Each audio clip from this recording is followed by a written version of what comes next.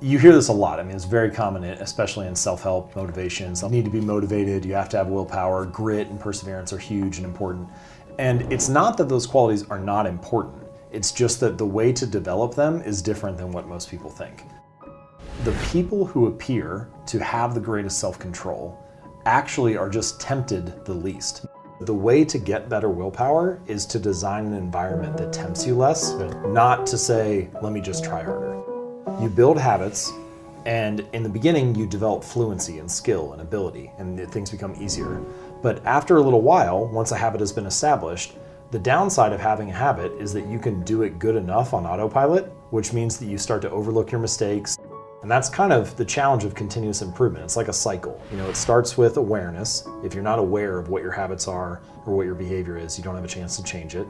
Then from that awareness, you go to deliberate practice, where you have to effortfully try and work to get better. And eventually, the thing that you were deliberately practicing becomes a habit and becomes automatic. But once it becomes automatic, that's not the end. You have to return to awareness. Probably the ultimate reason that habits are so important. It's true, like habits can help you earn more money or be more productive or lose weight. But in addition to the external results that habits provide, they also shape your sense of self. They are the engine or the avenue through which you learn to believe things about yourself. Like sometimes people will say stuff like, fake it till you make it. But fake it till you make it is asking yourself to believe something without evidence for it.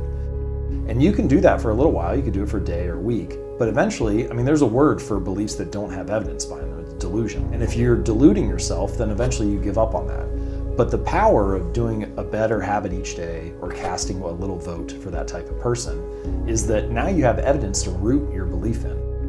I think there are a few core habits that are going to serve everybody and certainly serve me well. So exercise is a huge one. The ultimate meta habit is reading, because if you build a habit of reading, you can solve pretty much any other problem. You learn how to be a better podcaster, you can read about that. You want to meditate, you can read about that. You want to learn how to make more money, you can read about that.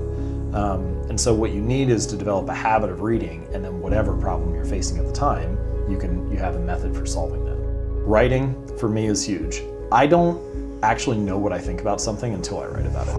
You'll ask me something, and I'll get an implicit feeling about what that topic is. I'll have some intuition, a gut feeling about it, and I'll say whatever that feeling is driving me to say. But I don't actually know if that's what I really think. Going for a daily walk would be a huge one. When your body is moving, it's very hard for you, one, to not be active mentally. Try to be closed off mentally and be dancing physically. It's very hard to do. It's really hard for your mind to be shut down. I wonder about your non-conscious mind being like a bottleneck sometimes. And so if you're moving, if you're walking, it gives your non-conscious mind something to do. So you're like, it gets out of the way. And now you can actually like have this stuff arise or think in a different way than if you're sitting. Often when we set about to change something or to achieve something, the first step is almost always setting a goal. This is coming from someone like I was very goal-oriented for a long time. Sometimes I would achieve those, but then sometimes I wouldn't. And so I had this question like, well, clearly I'm setting goals for both, so like that can't be the thing that determines it. And you see this a lot, that the winners and losers in a particular domain often have the same goals. So if the winners and the losers have the same goal, then the goal cannot be the thing that distinguishes the two. And the thing that distinguishes them is the process, the system behind the goal. And this is also important because achieving a goal often only changes your life for the moment. So it's like treating a symptom without treating the cause. And habits are a better solution in that case, because if you fix the inputs, the outputs fix themselves automatically, right? You don't have to fight to have a clean room if you have clean habits. And I think that that's true in a larger sense as well. People want outcomes. They want to earn more money or lose weight or be more productive or reduce stress. But the outcome is not the thing that needs to change. It's the system that precedes it. And a lot of the time, advice is centered on cranking up the valve. It's like you need to try harder, you need grit, you need perseverance, you need motivation, you need to overcome the obstacles in your life. And all those things are fine, but I think they're all short-term solutions. You might be able to do that for a day or a week, but I've never consistently seen someone stick to positive habits in a negative environment. It's really hard to fight that day in and day out. So the solution, I think, is to reduce friction. There are a ton of ways you can do this. One way is just to scale the habit down, make it as easy as possible. Say you want to get in shape and you're like, all right, I want to run a couple days a week, but I know I should start small, so I'll only run for 15 minutes. But even that is like way bigger than what I'm talking about. I mean, it should be so small that in the book I call it the 2-minute rule, but you should downscale any habit to fit within 2 minutes. So it's like, all right, I want to go for a run 3 days a week. My habit is I put on my running shoes and I step out the door. Anything else that happens after that is just bonus. Because what you need to do is master the art of showing up. And a habit must be established before it can be improved, right? If you don't establish the habit, there's nothing to optimize. If you're not showing up at the gym every day, who cares about what workout you're doing? You're not even there.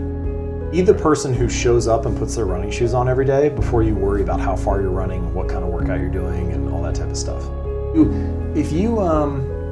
If you feel good, if you feel satisfied right after you do something, then it's like this positive emotional signal, and it's like, yeah, I should do this again. Behaviors that are immediately rewarded get repeated. Behaviors that are immediately punished get avoided. And it's really about the speed of how quickly you feel successful. If it feels good, you have a reason to do it again. Reading is sort of like this meta habit that helps you solve all your other problems. Start more books, quit most of them, read the great ones twice. If you start more books, you'll be exposed to more ideas. If you quit most of them, if you quit the ones that aren't relevant to you or aren't that good or just aren't a high quality bar, then you'll have the chance to start even more. And when you find the great ones, read them twice because the advice is incredible and it's potentially life-changing. Every human has a body and every human has like a physical presence. So learn to use your body in some way to be more alive and to experience what that's like to be human. If you just spend all day in your head or all day staring at a screen, you only kind of get half of what it means to be alive. Community, connection, serving others. Personally, I have felt most engaged when I've been working on a shared mission with a group of people face to face. But I think actually I find more satisfaction and more purpose in connecting with people face to face. I think greatness is contributing their little bit to the world. That's it. Like the thing that has advanced humanity over the broad span of time is the collective knowledge that we've all accumulated, what we've added together. It's like we've had it started out as a very small snowball and just keeps rolling on this endless hill as humanity continues, and the cumulative knowledge gets bigger and bigger. There have been 107 billion people who have lived throughout history, and there are 7 billion alive right now. So the dead outnumber the living 15 to 1. When you are born, you inherit all the lessons.